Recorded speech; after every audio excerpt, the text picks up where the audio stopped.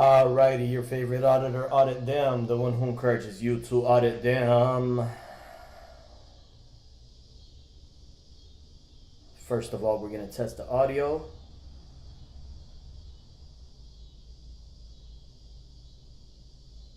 Your favorite auditor, audit them, the one who encourages you to audit them. Yes, we are on, like Timothy Tom. Timothy Tom. First of all, we're going to test the audio.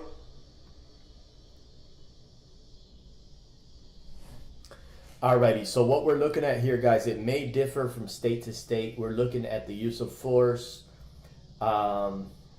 self-defense in the state of Illinois. It may be similar to the one that's in your state, but it's not guaranteed. This is not legal advice. Do not try this at home. Disclaimer.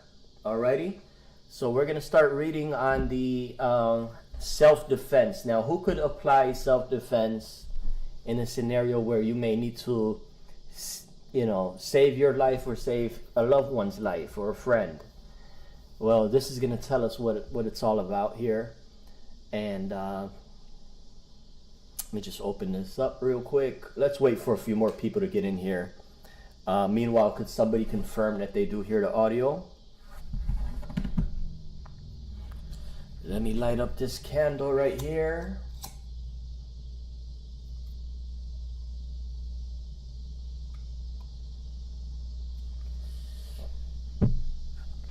Alrighty. Hey, Carl Hood, how's it going? Alrighty, so we're just going to get right to it, guys. If somebody could confirm meanwhile that they do hear the audio, I'm pretty sure the audio is on. But if we could get a solid confirmation. Alrighty, use of force. Well, Tommy V, hello there. It starts off with affirmative defense. A defense based upon any of the provisions of this Article 6 is an affirmative defense, except that mental illness is not an affirmative defense, but an alternative plea or finding that may be accepted under appropriate evidence. When the affirmative defense of insanity is raised or the plea of guilty but mentally ill is made. Alrighty, audio's on very well. Alrighty, okay, 1 minute, guys.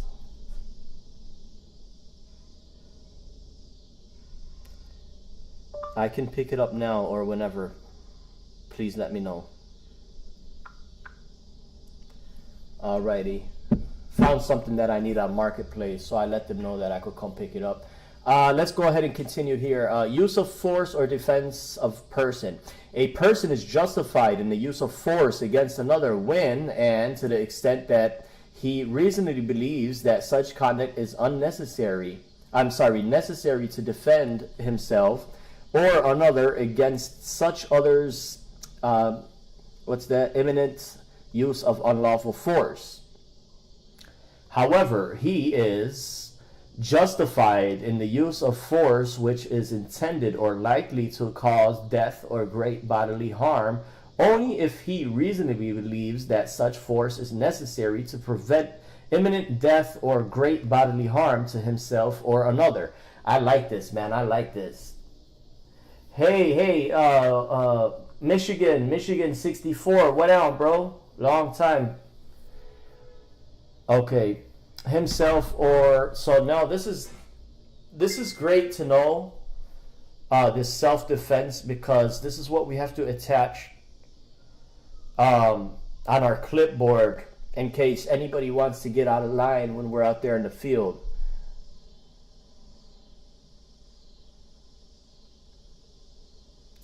So let's continue reading here. James, I have not heard of that. Yes, that's totally fine. So let me go ahead and continue here, guys. This further says, or the commission of forcible felony. So if anybody seems that they're committing a forcible felony towards you, you have the right for self-defense. Section B. In no case shall any act involving the use of force justified under this section give rise to any claim or liability brought by or on behalf of any person acting within the definition of aggressor. Oh, great that they point that out. Set forth in this section 7.4 of this article. Of the estate of, or the estate of spouse or other family member of such a person against the person or estate of the person using such justified force, unless the use of force involves willful or wanton misconduct. Use of force in dwelling. Use of force in defense of dwelling. A person is justified in the use of force against another when and to the extent that he reasonably believes that such conduct is necessary to prevent or terminate such other's unlawful entry into or attack upon a dwelling. That's good, T-Dot. Right, the word, we could define that in the Illinois compiled statutes. Hey, Peter, how's it going? However, he is justified in the use of force which is intended or likely to cause death or great bodily harm if, number one, the entry is made or attempted in a violent, riotous, or tumultuous manner.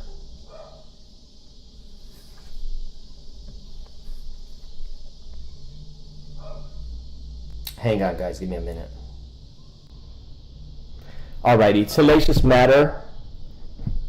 And he reasonably believes that such force is necessary to prevent an assault upon or offer of personal violence to him or another than is in the dwelling of. Alrighty. Alright. He reasonably believes that such force is necessary to prevent from the commission of a felony in the dwelling. Section B. In no case shall any act involving the use of force justified under this section give rise to any claim or liability brought on acting within the definition of aggressor. Okay, a lot of this shit is compiled, guys. So let's move down here. Use of force justified. This is a real short reading. Use of force in defense of other property. A person is justified in the use of force against another when and to the extent that necessary reasonably believes that such conduct is necessary to prevent or terminate such other's trespass on other tortious or criminal interference with either real property other than a dwelling or personal property lawfully in his possession, or in possession of another who is a member of his immediate family or household, or a person who's... I got the dog in the background barking, guys. The neighbor's dog is barking. Excuse that sound if you hear it. There must be a monster in my backyard or something that the dog is barking at. Alrighty, a member of his immediate family or household, or a person whose property has legal duty to protect. However, he is justified in the use of force which is intended or likely to cause death or bodily harm if necessary to prevent commission of felony, forcible felony. In no case shall any involvement use force justified under this section rise to any yada yada for the aggressor. Alrighty, we know that. Yeah, this is all over and over shit. Throw Fido a bone.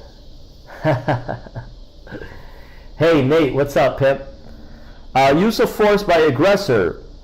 Alrighty, the justification described in this preceding section of this article is not available to the person who is attempting to committing or escaping after the commission of a forcible felony. So you can't use this if you are in the commission of a forcible felony. If you are an aggressor, this won't work for you. B. What's this? Initially provokes the use of force against himself with the intent to use such force as an excuse to inflict bodily harm upon the assailant. or otherwise initially provokes the use of force against him. Number 1, such force is so great that reasonably believes that he is in imminent danger of death or great bodily harm, and that he has exhausted every reasonable means to escape such danger, other than the use of the force which is likely to cause death or great bodily harm to the assailant. In good faith, he withdraws from physical contact which the assailant and indicates clearly to the assailant that he desires to withdraw and terminate the use of force, but the assailant continues or resumes the use of force. Okay, here's a good one you guys want to look at. Peace officers' use of force in making arrests. Now, this is a good one. Section A peace officer or any person who he has summoned or directed to assist him need not retreat or desist from efforts to make lawful arrest because of a resistance or threatened resistance to the arrest. He is justified in the use of any force which he reasonably believes based on the totality of the circumstances to be necessary to effect the arrest, and any force which he reasonably believes based on the totality of the circumstances to be necessary to defend himself or another from bodily harm while making the arrest. However, he is justified in using force likely to cause death or great harm. You see, he's justified, a cop is justified to cause death or great bodily harm only when, here's the good part, he reasonably believes, based on the totality of the circumstances, that such force is necessary to prevent death or great bodily harm to himself or such other persons. When he reasonably believes, based on the totality of circumstances, both that, number 1, such force is necessary to prevent the arrest from being defeated by resistance or escape, and the officer reasonably believes that the person to be arrested is likely to cause great bodily harm to another, and the person to be arrested committed or the infliction or threatened infliction of great bodily harm is attempting to escape by the use of a deadly weapon, or otherwise indicates that he will endanger human life or inflict great bodily harm unless arrested without delay. As used in this subsection, retreat does not mean tactical repositioning or other de-escalation tactics. A peace officer is not justified in using force likely to cause death or great bodily harm when there is no longer an imminent danger, imminent threat or great bodily harm to the officer or another. So that's when they check your body language. If you don't seem like you're aggressive, then they are not justified to use force, great bodily harm. A5, when feasible, a peace officer shall, prior to his use of force, make reasonable effort to identify himself. Oh, this is good. To identify himself or herself as a peace officer and to warn that deadly force may be used. That's a good one. So you see here in many compiled statutes, it's telling us that police officers have to identify.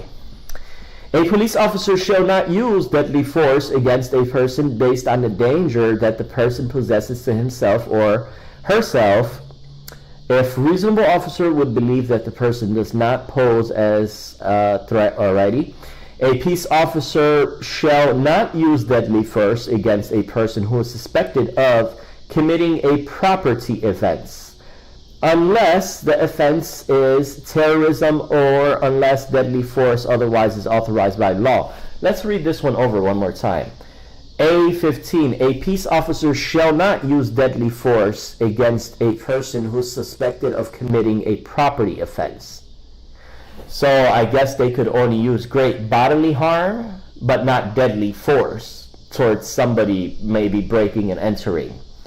Okay, section B.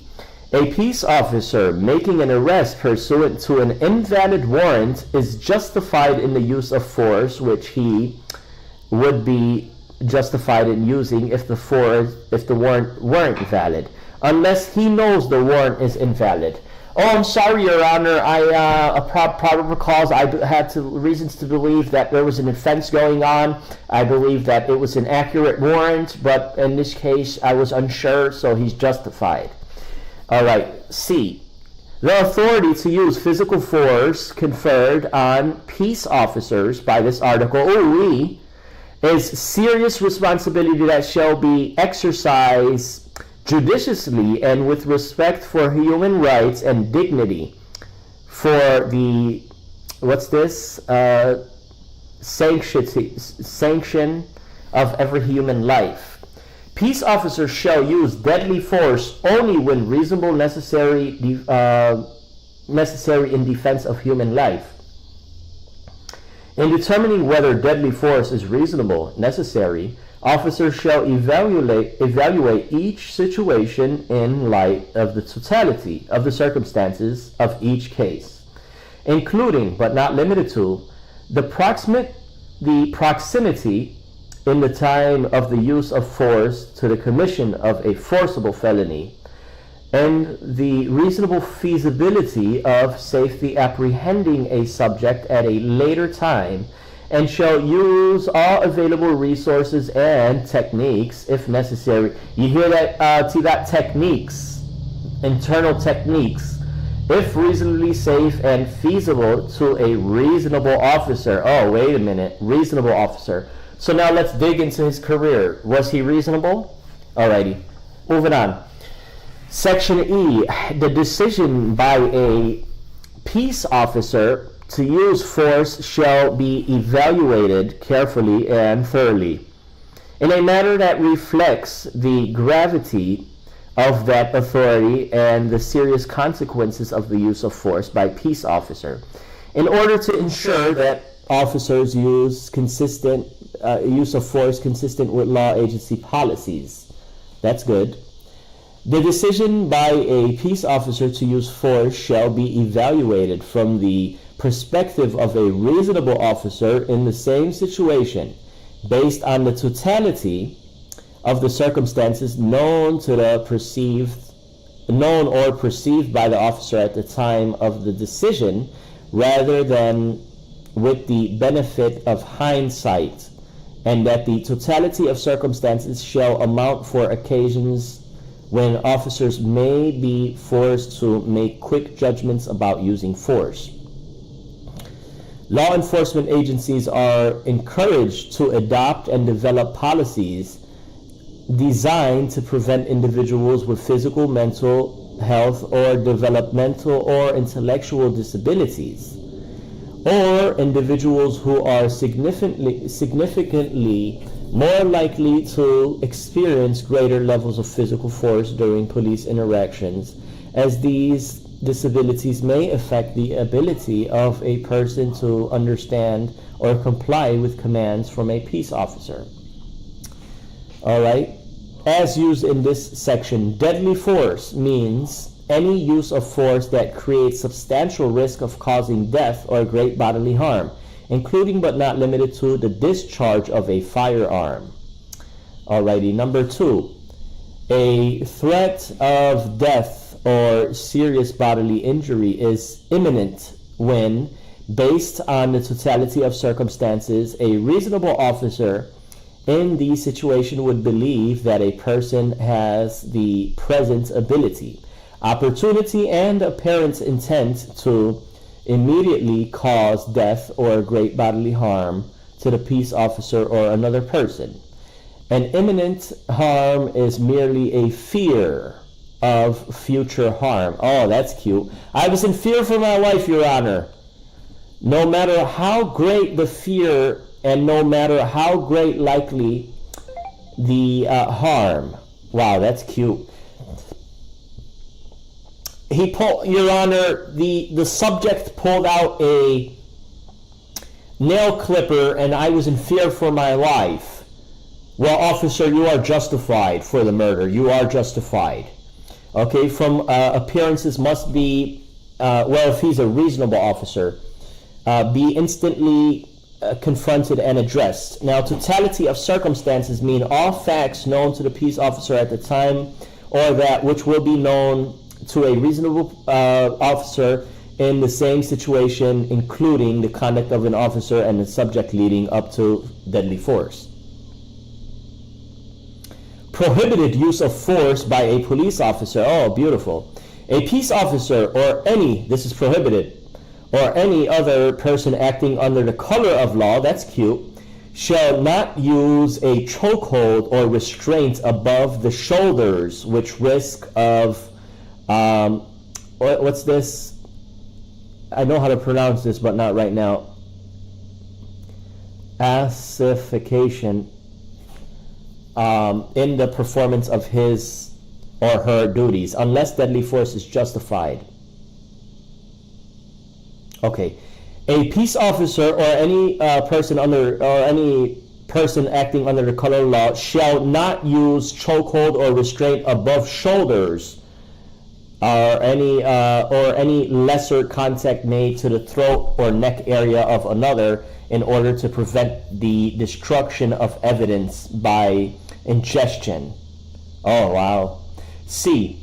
Chokehold means applying direct pressure to the throat, windpipe, or airway of another. Chokehold does not include any holding involvement contact with the neck that is not intended to reduce the intake of air, such as a headlock, where the only pressure applied is to the head. Okay, headlocks are good. As used in this section, restraints above shoulders with risk of potential or poison. What's this? Positional asphyxiation. I can't even pronounce this. I know how to pronounce it, but not at this second. Means a use of a technique used to restrain a person above the shoulders, including the neck, head, in a position which interferes with the person's ability to breathe after the person no longer possesses a threat to the officer. Okay, a peace officer or any other person acting under the color of law shall not use force as punishment or retaliation. Oh, that's a good one. Shall not use force as punishment or retaliation. Number 2, discharge nictic impact projectiles and all other non-lethal or less lethal projectiles in manner that targets the head, neck, groin, anterior pelvis, or back. Okay, so they should never ever kick you or use lethal projectiles in a manner that targets your head. They should never target your head, neck, your groin, or a pelvis, or back. Okay, that's good to know, man. People don't know how powerful this shit is. If somebody got violently attacked by a cop and he kicked them in the fucking head or in the neck, that's a case closer. Because here it says shall not. Okay. Shall not discharge firearms or nictic impact projectiles indiscriminately into a crowd. Oh shit, man. Use chemicals, shall not use chemical agents or irritants for crowd control, including pepper spray and tear gas, prior to ensuing an order to disperse. So that makes sense. Crowd here, protesting. I need you to disperse. We're giving you a fair warning, protesters. Disperse now, or we will use pepper spray. We will use tear gas. Disperse now. That's why they have to announce that to the crowds, to the protesters. Disperse now.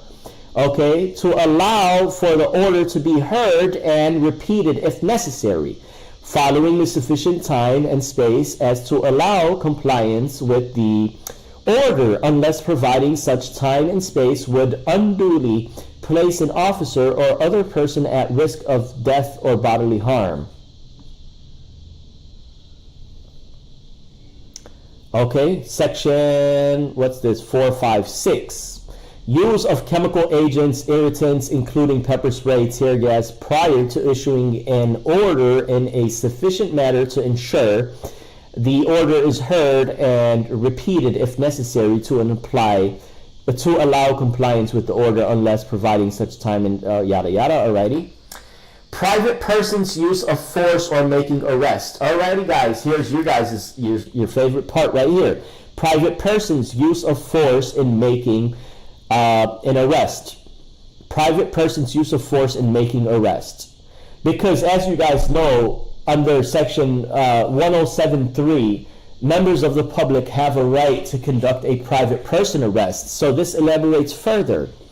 A private person who makes or assists another private person in making a lawful arrest is justified in the use of any force which he will be justified in using if he were summoned or directed by a police officer to make such arrest, except that he is justified in the use of force likely to cause death or except that he is justified in the use of force likely to cause death or great bodily harm when he reasonably believes that such force is necessary to prevent death for himself or another. Damn! So in Illinois, you could use force of up to death if you believe that you are harmed or somebody else is harmed of great bodily harm or death. Damn! Alrighty, Elisa. Hey, did you ever get a response from the Village of Lions regarding your FOIA? Yes, I did, Elisa. Yes, I did. That was a while ago. Yeah, they complied. They were responsive on time. Are you having any trouble with them? Let me know. Okay, Section B. Stand your ground in Florida. Do you see this one, T-Dotter? Let me screenshot this one on my phone. And let me read this one over one more time. So now this is telling us, yes, we can make private person. Here's a strange thing. Under 5 ILCS 107.3, it lays out what are the grounds for a private person arrest, which I memorized the statute. It says when you have a reason to believe an offense other than an ordinance has been committed, you can place a person under private person arrest. But in that same statute, it doesn't tell us how you can, go hands-on while conducting a private person arrest. So here it elaborates further in a totally separate statute. It's telling us private person use of force in making arrest. A private person who makes, let's read this one over, makes by himself or in the presence of a lawful arrest will assist another private person making a lawful arrest is justified in the use of any force will be justified using if he was summoned or directed by a police officer to make such arrest. So whether there's a police officer there or not. Okay? So that means let's say for example, me and my friend John Doe, me and my friend Becky Lynch go out to the bar and drink a beer. And here comes a drunk guy encroaching us or encroaching my friend Becky Lynch. And it seems like he pulls out of his pocket a little hand knife or a little razor. If you believe that he's encroaching on your personal space and you believe he wants to cause bodily harm, you have the right to cause him bodily harm and or death.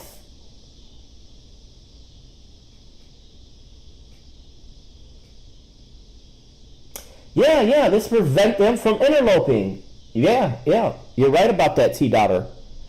Because this is telling us in two scenarios, whether police officer is present or you have the right to, whether a police officer is there telling you, yes, you have the right to. Wow, man, this is good to fucking know, man. This is good to know. 725/76. So this in the case where any goofy ass security guard, allied security guard, comes at me or starts, running a shenanigans show when I'm there conducting FOIA work, and he wants to like put hands on or something, I could defend myself. Alrighty. A private person who is summoned or directed by a peace officer to assist in making an arrest which is unlawful is justified in the use of force, which he would be justified in use of the arrest were lawful, unless the arrest was unlawful. Let's read this one more time. A private person who is summoned or directed by a peace officer to assist in making an arrest which is unlawful is justified. Wow, even if the cop tells you, hey man, I need your help, this is a big guy here, help me now. You don't have to sit there and ask questions if it's lawful or not. You have to assist the police officers. So let's go ahead and carry on. 7.7, private person use of force in resisting arrest. Woo-wee! Here's another good one. Private person use of force in resisting an arrest. A person is not authorized to use force to resist an arrest which he knows is being made either by a police officer or private person summoned and directed by a police officer to make an arrest, even if he believes that the arrest is unlawful and arrest in fact unlawful. Okay, it's telling us here that we are unable to use force in resisting an arrest. That's all it's telling us. We can't use force. We can't kick the officer if we believe the arrest is unlawful.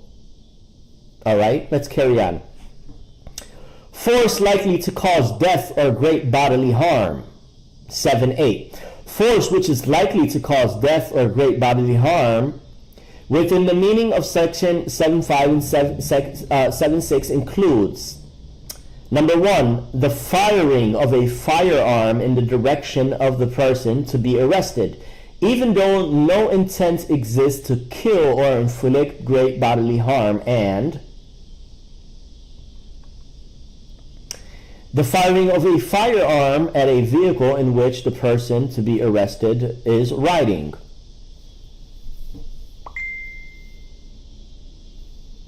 A peace officer's discharge of a firearm using ammunition designed to disable or control an individual without creating the likelihood of death or great bodily harm shall not be considered force likely to cause death or great bodily harm within the meaning of this section. Alrighty.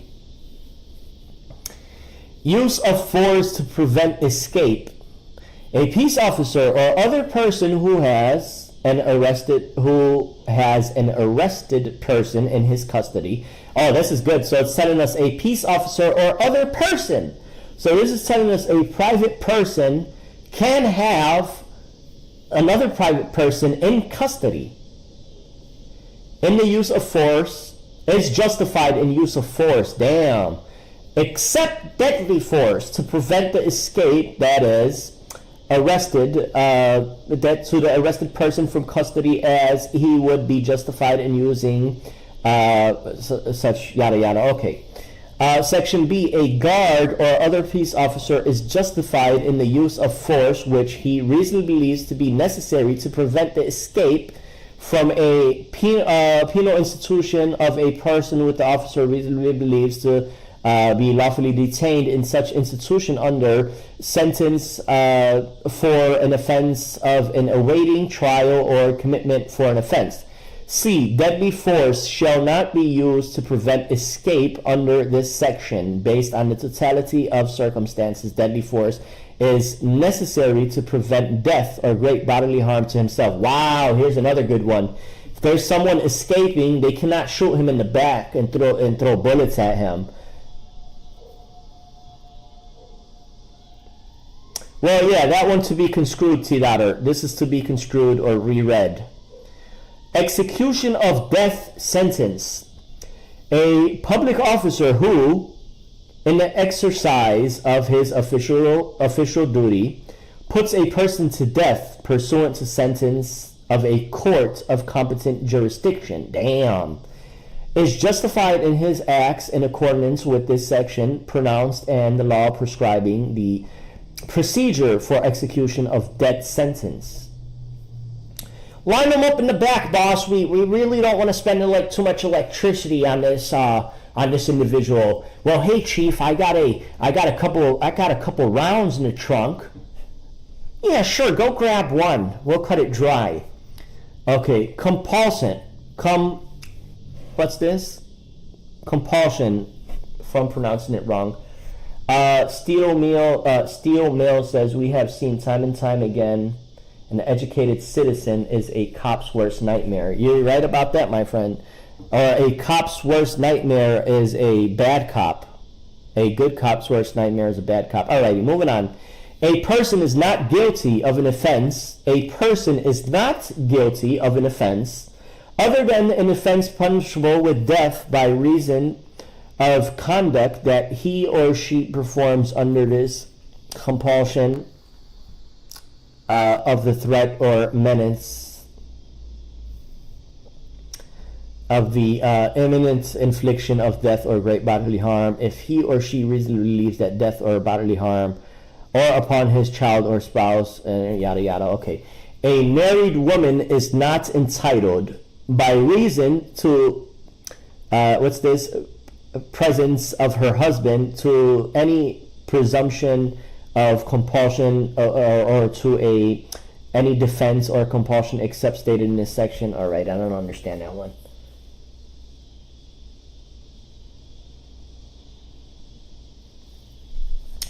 Alrighty.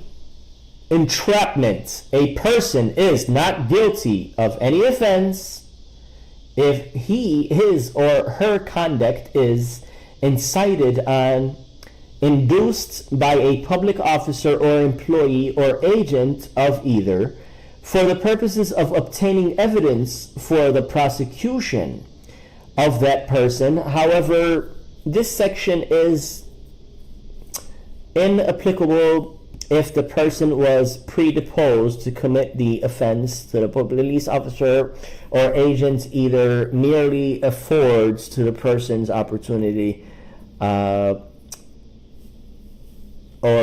committing an offense. Okay, alrighty.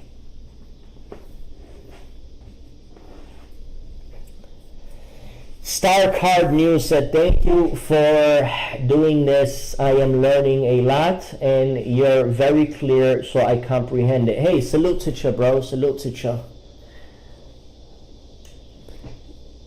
Okay, so here's a summary of what we looked through. It's a quick reading. It wasn't too long.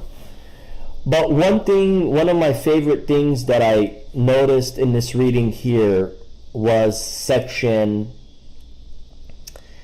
let's scroll to it right now. It is... Alrighty, 5.6. So let's go to 5.7.6. 5.7.6. Right here. This one is a good motherfucker right here. Guys, I got it highlighted. I want you to screenshot this. But again, this is only applicable to Illinois residents. Okay, it may be similar in your state, but you have to verify. This is not legal advice. Do more reading at home. Private person use of force in making arrest. A private person who makes or assists another private person in making lawful arrest is justified in the use of any force which he would be justified in using if he were summoned or directed by a peace officer to make such arrest, except that he is justified in the use of force likely to cause death or great bodily harm, except that he is justified in the use of force or death when he reasonably believes that such force is necessary to prevent death or great bodily harm to himself or another. Man, that's a good fucking statute. Alrighty, guys, I think that's going to do it for now. Steve Mills says, do you ever file FOIA requests of internet browsing history? Yes, I do. And I have a video reviewing internet browsing history of a southern county assessor, tax assessor, Southern Illinois. You would think a tax assessor is looking up government duties, but he's looking up Zillow. He's looking up stuff from Zillow, realtor, he also was looking up thongs and panties and children toys on government computer, government hour. But beyond all that being said, I want to teach you guys how to obtain this stuff. I want to make it so easy for you guys to obtain FOIAs. You don't have to send emails. You don't have to do nothing. I'll train you. It'll take me 10 minutes to teach you how to do it. And you could receive these records via email. You could over the phone. You could place these records over the phone. There's a lot of people who've been wasting their own time when they come and tell me they're ready to do it, but they never follow up. But if anybody's serious, I will teach you. It'll take me 10 minutes, and you could do FOIAs over the phone. You could request all the records you want over the phone. That's another good thing. I'm going to start receiving internet browsing history when I start reaching out to agencies in Ohio, as they are required to accept or request. They are required. There's no way about getting around that. And it's a one-party consent state, so you don't even have to inform them you're recording the call. It's a fucking win-win. And as a matter of fact, in Ohio, they have to inform you that it's not mandatory to submit a written request before they can even ask you for your name. They have to inform you of specific laws before they can ask you what's your intended purpose. And you don't even have to, you could refuse to give them any of that information. But let me know, guys, if you guys want to start doing phone call auditing. I thank you guys for being a part of this quick reading here. I always want to keep myself informed with specific statutes, so it's better that I read them on the channel with everybody else than I do on my own time, because together we could work as a team. Anyways, guys, be on the lookout. I might have a live stream tonight doing some music at 3 a.m. till 3 a.m. So make sure you stick around if you're up at that time. That's in the next, 5-6 hours. Other than that, man, I gotta do a few other readings now. I'm gonna be on the sideline. Alrighty, guys, thank you again for tuning in. The one who encourages you to audit down. Plenty of love.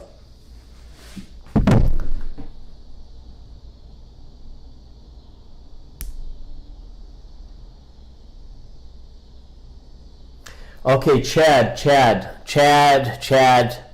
I'm going to say Chad one more time before I start yelling your name, Chad.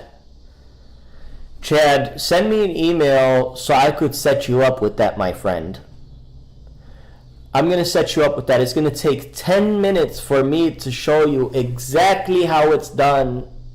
By the time you know it, Chad, we'll start you up a page. You'll start up your page from phone call auditing. You're checking statistics with these municipalities. You're checking how employees respond to members of the public when you call them for legal business. We need you to audit them, but send me an email. Let me type my email before I log out.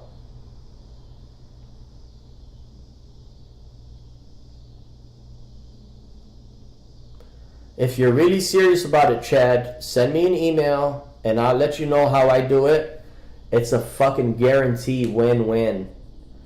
Especially in places like Ohio or Texas or West Virginia, where they're required to honor oral requests. I mean, you might say, oh, but I don't live in Ohio, so why the fuck would I need FOIAs from Ohio? Well, I'm here to tell you, because you're going to gain knowledge. You're going to be... It's the duty of the people to monitor government at all levels. Just because you might not live in that state does not mean that it's still not your duty to monitor government. So it's going to be beneficial for a person like Chad who does not live in Ohio. Let's say Chad lives in Utah. But now when Chad starts requesting records from Ohio, what is he looking at? He's looking at use of force records of police, innocent people being harmed by police in Ohio. He's looking at internet browsing history of a mayor. The mayor is supposed, he's looking through the treasurer's internet browsing history in a county in Ohio. The treasurer's supposed to be looking at government things. Why is the treasurer looking up LGBT on clock dime? Why is he looking up sex stuff? So you know what I'm saying? This is what needs to be done. So go ahead and shoot me an email, Chad, if you're really serious about it. And man, we'll get you set up. We'll get you a channel and all. I send you through the ropes. Alrighty. Again, guys, the one who encourages you to audit them. Thank you.